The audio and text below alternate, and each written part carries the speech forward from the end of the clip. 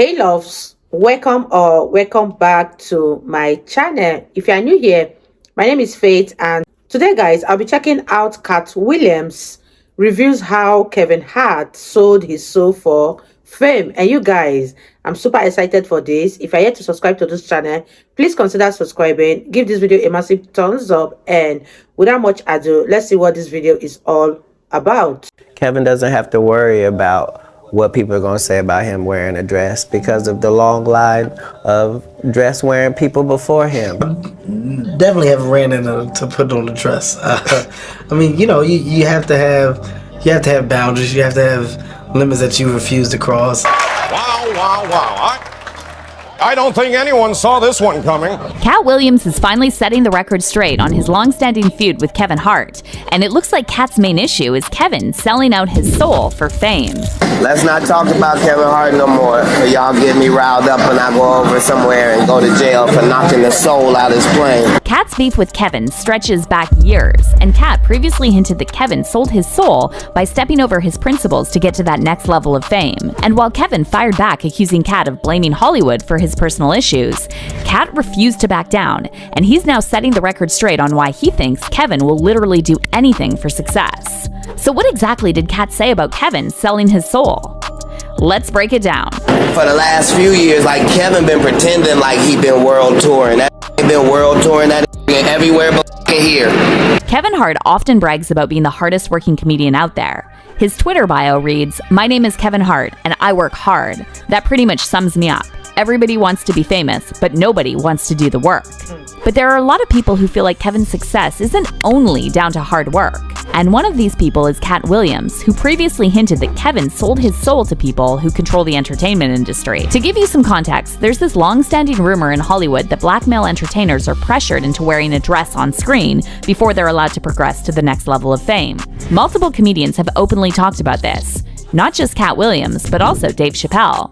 During his 2006 appearance on The Oprah Show, Dave talked about why he turned down a $50 million deal from Comedy Central, and he said he did it because he knew that kind of money comes with certain conditions. I've been in show business since I was 14, and I've heard the stories of what happens, and I've seen these kinds of things play out in front of me. Okay. When you say you heard the stories, what do you mean? What stories? I mean, you see before, look, Mariah Carey made a $100 million deal, and 3 months later, she's all of a sudden mysteriously crazy. Or Martin Lawrence punches through and he's waving a gun on the street screaming, "They're trying to kill me." Yeah, we hear those stories. And it always happens around the time of their career where it seems as though they're crossing over the next plateau. Yeah. Dave explained that he was being pushed to create sketches that were intended to make people laugh at him and not with him, and he felt like they were asking him to humiliate himself for a check. But that's not all. He also recalled being asked to wear a dress for a movie he did with Martin Lawrence.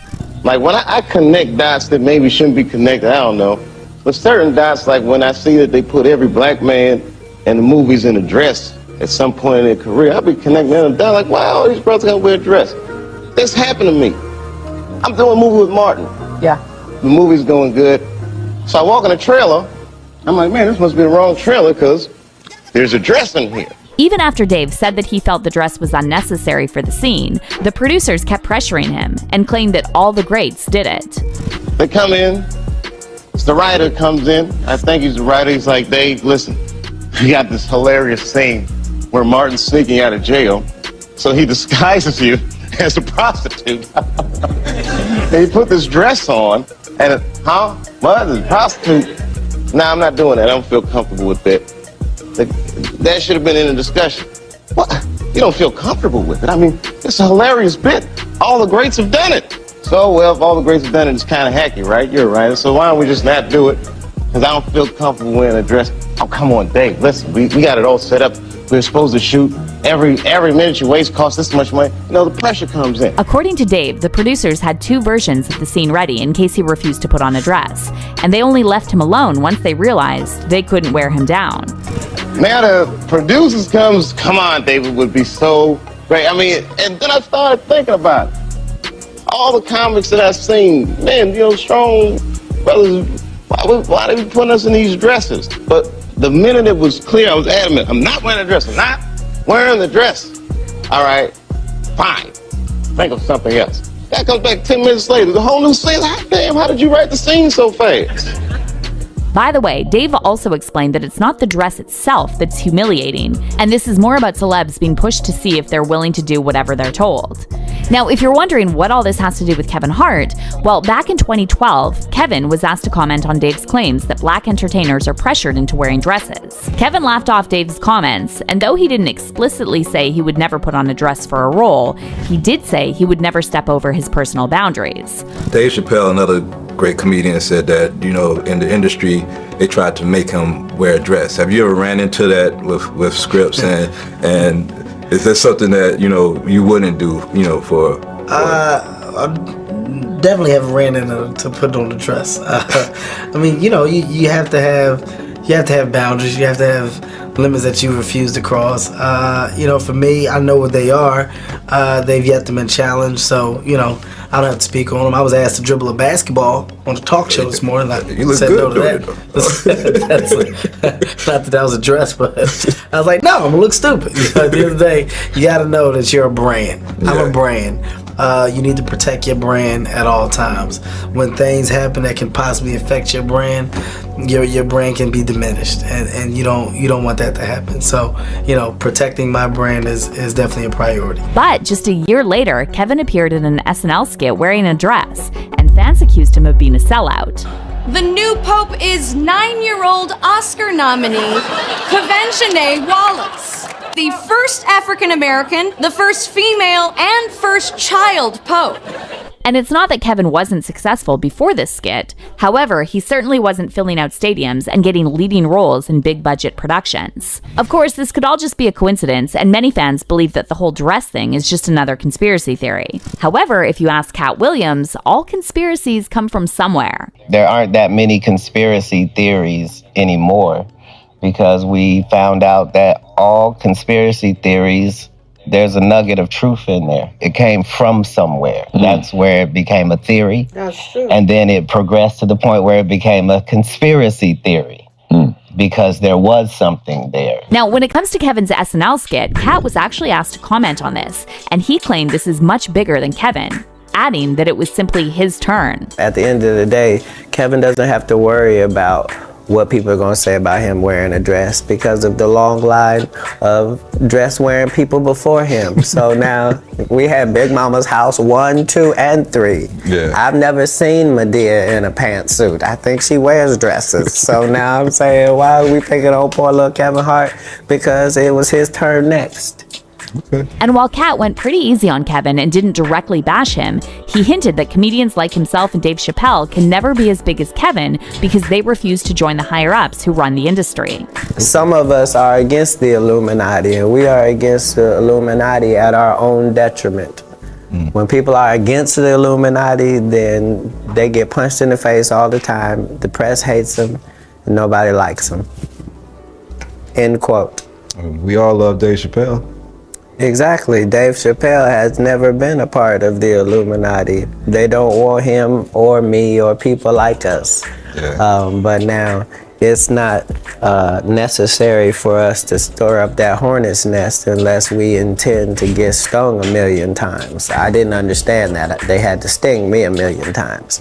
I'm still not going to join. But Kevin's profile in Hollywood continued to rise. Cat was shunned over his highly publicized run-ins with the law, and the tabloids did their best to paint him as crazy. And then in 2018, Cat's feud with Kevin was reignited again, and Cat made some comments about Tiffany Haddish and seemingly downplayed her success. She been doing comedy since she was 16. You can't tell me your favorite Tiffany Haddish joke. Why? Because she ain't done a tour yet. She ain't done a special. She has not proven the ability to tell jokes back to back for an hour to nobody. And they already ready to down Monique and up somebody who has showed them Girls Trip. Did you think she wrote Girls Trip, goofball? Right. Or do you think that was already a script and they handed it to her? Cat also suggested that a number of black female comedians who are more talented than Tiffany were never offered the same opportunities.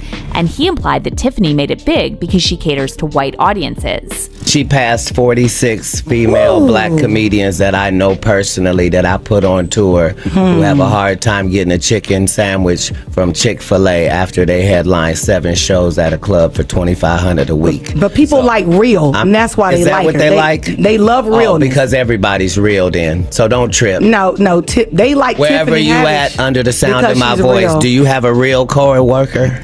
Right. Do you have a ratchet friend? Do you have a sister? Do you have a cousin? Do you have a nephew? Do you have a niece? Is they so ghetto? When did that become marketable? Knock it off. They like her because she want to sleep with a white man. That's why the only thing she said was, I want to give it to Brad Pitt. These comments triggered Kevin, and during his appearance on The Breakfast Club, he slammed Kat for blaming Hollywood instead of taking accountability for his substance issues.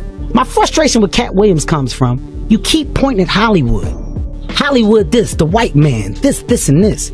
When do you take responsibility for your actions? You had the shot. You didn't show up to work. You f***ed off promo shoots. You became a risk to the studios, which is why the studios stopped with you. Why was he a risk? He chose drugs. Oh, okay. Take responsibility for what you chose and say, you know what? I gotta fix me, and I'm gonna come back and I'm gonna stand up for comedy. Meanwhile, rumors popped up that Kat and Kevin could do a versus battle, but when Kat was asked about this, he said battling someone like Kevin would be like cheating. Comedically beefing is my lane. It's almost cheating for me. I have over 10 specials, so I don't have to pick but 2 jokes from each special, and I've already deaded anybody whose last name ain't Pryor. Kat has also always maintained that he never used any drugs besides weed, so he later hopped on IG Live to address Kevin's comments and threatened Kevin for lying.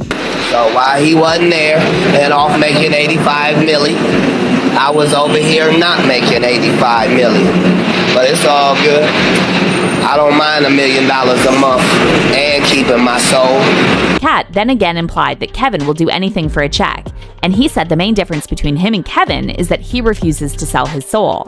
And as long as Richard Pryor was able to be the king of comedy and a crackhead, they gonna continue to say maybe I am. But again, I urge you, if there's a drug you can do that'll get you Cat Williams level, bitch, you should OD on it tonight. Your teeth white. Maybe make your long and hard. Maybe make your hair magnificent. Maybe there's some type of crack you can smoke that'll make you work so much. Catch a nap. But probably not, though. And while Kevin has since stopped addressing Kat in public, Kat was recently again asked about his comments on doing a versus battle with Kevin. And though Kat didn't bash Kevin this time, he did imply that the narrative Kevin tried to push on The Breakfast Club was false, because he never blamed Hollywood for his lack of mainstream success. Kat explained that if he didn't go mainstream like Kevin, it was only because he made that choice and refused to sell out. My brilliance is the stupidity to stay in that same conversation and to not use any filters. Like it had to be a choice 20 years ago that I'm not gonna wear makeup or get Botox, even though I know them things will make me look better, but I don't really want to look better. What I want is, I want the Cat Williams that you see in the movie, I want that to be the same dude you see at the gas station. According to Kat, he never claimed he was blackballed, and he was simply making a point that you can either stand by your principles or sell out. I heard a comedian say, yeah, but you see, Cat Williams ain't selling soap or diapers or none of that, because they think like I've been blackballed and I'm not, I don't do sponsorships or endorsements because I'm blackballed. But the truth is, in 20 years, I never been on a commercial audition in my life. Like, I never let my tour get sponsored when I was broke or now. Like, I don't take free clothes. Like, I dress myself. Like, I don't have a stylist. Like, my point is, I can't win over there because I don't play. I don't participate. Like, you can't buy me, not because I'm not for sale. You can't buy me because I'm not in the store. Now, as for fans, it seems most of them are taking Kat's side in this beef. However, Kevin Hart is not without his supporters, and they're accusing Kat of being bitter. One fan said that the only reason why Kevin Hart came for Kat the way he did is because he knows that he did a lot of things to get to the top, and he didn't just do it with hard work alone. However, another person fired back saying Kevin is right, Kat ruined his career with drugs and jail. He's playing the victim when he ruined himself. But let's hear your thoughts on this beef. Are you Team Kat or Team Kevin? And do you think Kevin really sold his soul for fame? Comment down below. You guys, let me know your thoughts on this one because I don't even know what to say. Do you think that Kevin Hart really sold his soul for fame, or Cat William is just coming from a place of jealousy? Leave your comments in the comment section. This was so hilarious. I really had fun reacting to this video. If you guys totally enjoyed watching, give it a massive thumbs up, comment, share, and all that good stuff. And this is me officially signing out. I'll see you guys in the next video. Bye guys.